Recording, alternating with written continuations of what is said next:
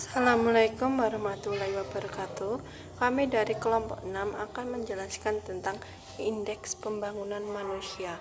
Indeks pembangunan manusia adalah ukuran sintetis di mana pencapaian harapan hidup saat lahir, pendidikan, pendapatan per kapita sebagai proksi untuk dimensi pembangunan manusia lainnya yang tidak terkait langsung dengan kesehatan dan pendidikan sebagai bentuk pencapaian suatu negara dalam hal pembangunan manusia.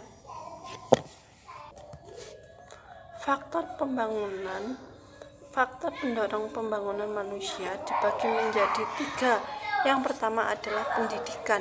Pada umumnya, orang yang memiliki pendidikan lebih tinggi, formal atau informal, mempunyai wawasan yang lebih luas, terutama dalam penghayatan akan arti pentingnya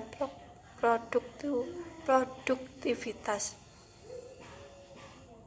Pendidikan menjadi aspek penting dalam indeks pembangunan manusia karena dikatakan bahwa setiap kenaikan pada pendidikan akan menaikkan indeks pembangunan manusia. Yang selanjutnya adalah kesehatan. Kesehatan merupakan bagian yang hubungannya erat dengan keberhasilan pembangunan manusia. Pembangunan kesehatan diarahkan untuk meningkatkan kualitas sumber daya manusia, meningkatkan kualitas kehidupan, meningkatkan usia harapan hidup, dan mempertinggi kesehatan masyarakat akan pentingnya hidup sehat. Pembangunan infrastruktur kesehatan baik secara kuantitas maupun kualitas akan mendorong peningkatan kualitas sumber daya manusia sehingga indeks pembangunan manusia akan meningkat juga karena kualitas kesehatan merupakan salah satu indikatornya. Faktor penghambat pembangunan manusia yang pertama adalah aspek kependudukan. Aspek kependudukan meliputi jumlah banyaknya penduduk.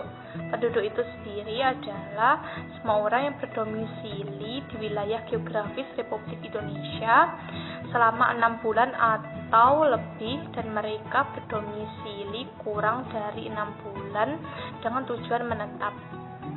Populasi yang semakin banyak itu menimbulkan dampak positif dan juga dampak negatif. Dampak positifnya yaitu bertambahnya jumlah tenaga kerja. Dampak negatifnya yaitu kemerosotan tingkat kesejahteraan masyarakat Indonesia. Hal tersebut disebabkan karena ketidakseimbangan antara jumlah penduduk dan juga faktor produksi. Dari kurangnya kesejahteraan hidup akan muncul kemiskinan. Kemiskinan adalah suatu keadaan di mana seseorang itu tidak mampu mencukupi atau memelihara dirinya sendiri dengan taraf kehidupan yang layak. Yang selanjutnya yaitu aspek pendidikan. Pendidikan sangat penting dalam mengukur indeks pembangunan manusia.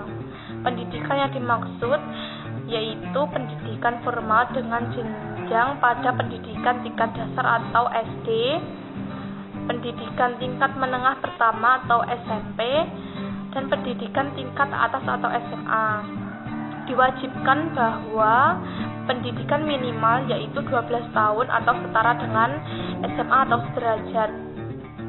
Namun permasalahan yang timbul saat ini yaitu ketika orang tua tidak mampu membiayai anaknya untuk sekolah dan akhirnya anak tersebut harus putus sekolah. Hal ini dapat menyebabkan SDM dari anak tersebut itu kurang maksimal dan akhirnya menghambat proses pembangunan manusia. Assalamualaikum warahmatullahi wabarakatuh. Perkenalkan, nama saya Damas Suryo Bawono, NIM 2811945. Di sini saya akan menjelaskan tentang dinamika pembangunan manusia di Indonesia. Jumlah penduduk yang semakin bertambah dengan ekstrim menyebabkan kekhawatiran yang mendalam dari para ahli pendidikan kependudukan. Bayangan mengenai permasalahan kependudukan yang kompleks membentuk terjadinya kesepakatan dunia internasional bahwa jumlah penduduk harus ditekan dan kualitas penduduk harus ditingkatkan. Sejak saat itulah muncul istilah pembangunan atau pengembangan sumber daya manusia dari ahli bahasa Human Development. Sejarah kebijakan dan sasaran pembangunan manusia dapat ditelusuri secara bertahap sejak 1950-an sampai 2015. Dan sebelum periode 1950-an masih belum jelas sasaran dan tujuan karena sebagian besar negara masih membenahi negaranya sehabis Perang Dunia Kedua.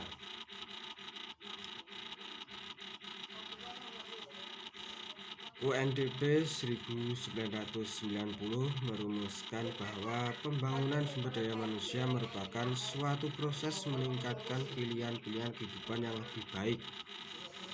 Pengertian ini lebih ditujukan kepada peningkatan kesehatan, pendidikan, dan pendapatan.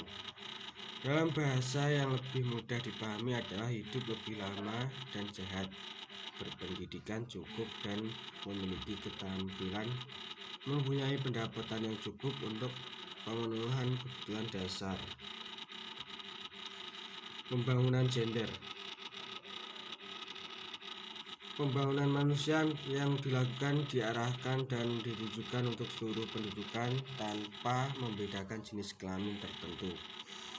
Meskipun demikian, pada kenyataannya perempuan senantiasa tertinggal dalam pencapaian kualitas hidup.